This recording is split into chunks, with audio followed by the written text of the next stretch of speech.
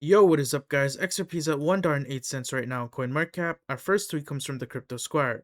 French Hill pushes for clarity. French Hill is urging the Senate to hold a floor vote on the Clarity Act before the end of July. According to Hill, Congress needs a deadline to force the final negotiations and get the bill across the finish line. Our next tweet comes from Bitcoin Magazine. Just in, CFTC chair on passing the Clarity Act. We're so close. We have to get this done. It's absolutely critical that we have a federal standard for crypto assets. Let's watch this video. We're so close. We have to get this done. It's absolutely critical that we have federal standards for crypto assets. And right now, we've dealt with a patchwork of state laws and regulations, and it's really been bad for business here in the United States. We want to get this done so that we have certainty, clarity, and consumer protection. Should be a bipartisan issue. We've got to get it across the line. I mean, is it that the Democrats are stopping the progress because of ethics issues and trying to get specific language in there about President Trump and his family in crypto? Well, there's certainly some mission creep beyond what's really critical here. We want to set standards and protect consumers, protect investors, and that's something that Democrats and Republicans should be able to get behind. I do think there's a little bit of this creep into ethics and other types of extraneous issues, and they're just derailing this real opportunity to have a bipartisan bill in place. Otherwise, you end up with regulators like me writing all the rules, and I'm sure all the Democrats would prefer to get something in place that's bipartisan. Smash that subscribe button and hit that like button if you believe XRP will reach $3 again this year. Our next tweet comes from the Crypto Squire. No XRP capital gains tax. Hong Kong does not impose capital gains tax on investment gains from XRP or other cryptocurrencies. Another reason why the city is becoming a major digital asset hub. Our next tweet comes from Bitcoin Magazine. Just in, Congressman French Hill says lawmakers are going to have a field hearing for the Clarity Act in New York next week. We've got to get this market framework in place to be combined with the Genius Act. Let's watch this video. Poe. Congressman, we got to talk about the Clarity Act. We are approaching the one-year anniversary of the House passing the Clarity Act. It's been stuck in the Senate since then. Debate centered around ethical issues in the bill. CFTC Chairman Michael Seelig joined me earlier this week, and here's what he said to me about it. Watch. Is it that the Democrats are stopping the progress because of ethics issues and trying to get specific language in there about President Trump and his family in crypto?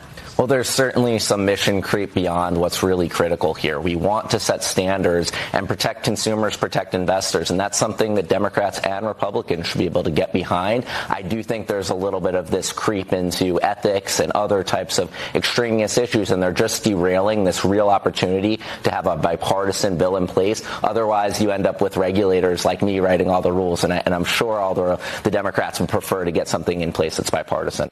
So, Congressman, I'd love to know your thoughts on what's holding this back. I will be speaking with the vice chairman of Coinbase momentarily.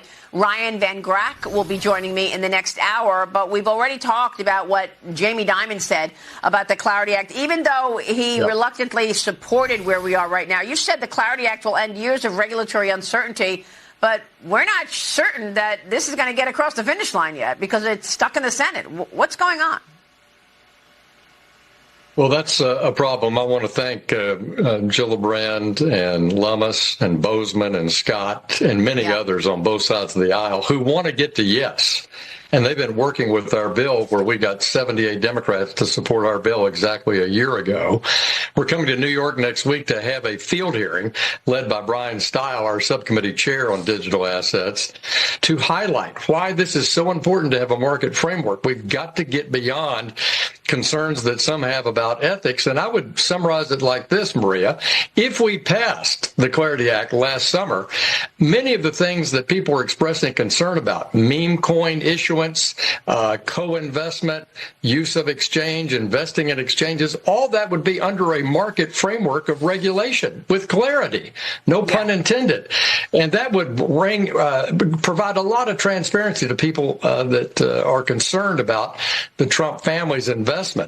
We've got to look at the big picture here. And we've got to get this market framework in place to be combined with the Genius Act, which is the stablecoin legislation that's already been enacted into law. You can't have a functioning, innovative marketplace and grow this economy on blockchain and use digital assets and tokenization if you don't have both. Stablecoin is like a cell phone not connected to a cell phone network. And the market framework that Mike Seelig talked about is, in fact, that network that we need. So before I move on to the Housing Act, do you expect that the Senate feels that way, the way you do, and will get this on the floor and pass the Clarity Act soon? You think it'll happen this summer? I've encouraged Senate leadership to put it on the floor. I think if you schedule a floor date here in the month of July, that will cause these final meetings, these final discussions to take place. You've got to have a deadline in Congress to get people to move and find consensus. Yeah. Our next tweet comes from Bank XRP. In physics, pressure builds silently until it finds the smallest crack to escape through. $1.3 billion plus has quietly flowed into XRP ETFs. Exchange supply keeps shrinking. Regulatory clarity is arriving. Where do you think this pressure escapes first? Price, adoption, or both at once? Our next tweet comes from Crypto Barbie. CEO of Japan Exchange Group Hiromi Yamaji announced live on Bloomberg that they will be introducing crypto ETFs. Japan is all in XRP. Let's watch this video. As well. Well, I think as far as the crypto is concerned, as you may know that at this moment, I mean, the Japanese FSA had a special committee to discuss about the crypto currencies, and I think the new revision of the law is at the diet. I think we will start forming some sort of a product about the cryptocurrency next year, maybe. So we will do it, and also other than that, I think prediction market, I think that's a bit difficult for us to adopt in Japan because criminal law kind of things, So there are only some of the horse races, like bicycle races, are allowed just because of the special law legislation on that. So if that's the case, we can do it. But then other than that, it may be difficult for us to start those kind of products in Japan. Our next tweet comes from the Crypto Squire. Kevin O'Leary speaks. Kevin O'Leary says his Washington sources believe the Clarity Act has a 50-50 chance of passing this year. He also warned that rising tensions with Iran could shift Congress' attention and delay the bill. Our next tweet comes from Crypto Barbie. Ripple CEO, you have trillions of dollars flowing cross-border globally. It is still largely dominated by the SWIFT network. That's technology architecture that was developed 50 years ago. There's an opportunity to modernize XRP. Let's watch this video. Markets like Japan, I think, are still unlocking. The market opportunity here is massive. You have trillions of dollars flowing cross-border globally. It's still largely dominated by the SWIFT network, if you will. And that's architecture, that's a technology architecture that was developed 50 years ago. There's an opportunity to modernize. That takes time, particularly when you have a government in the U.S. kind of combating that innovation. But that's changing now. The Trump effect, if you will, is profound. You're seeing that in asset prices, but you're also going to see that in the adoption of these technologies.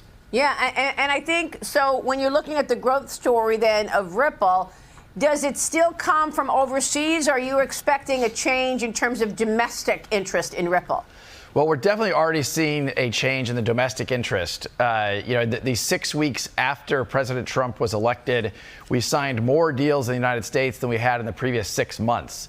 So these are very innovative technologies. I think they're going to play out over 10, even 20 years in terms of how they integrate and rewire the financial infrastructure of the United States. That's across payments. That's across even the settlement of maybe real estate transactions, securities transactions.